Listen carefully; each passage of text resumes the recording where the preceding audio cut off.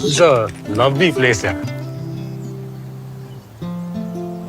Nice drive. That's really going. Thanks. Speaking of drives, how's your Hyundai doing? Pretty good. 3 years and as good as new.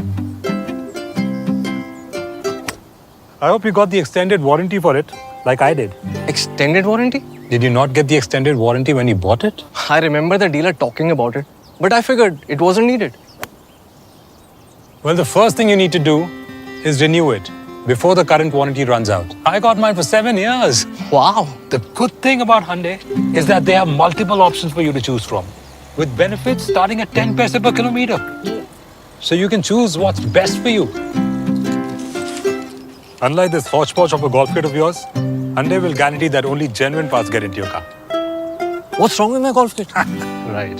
Another great thing about it is that the extended warranty is accepted all over the country. So all those road trips you like to take, completely covered. Are you serious?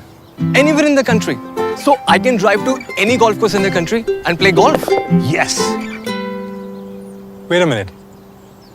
You can play golf? That was a lovely game, man. Yeah.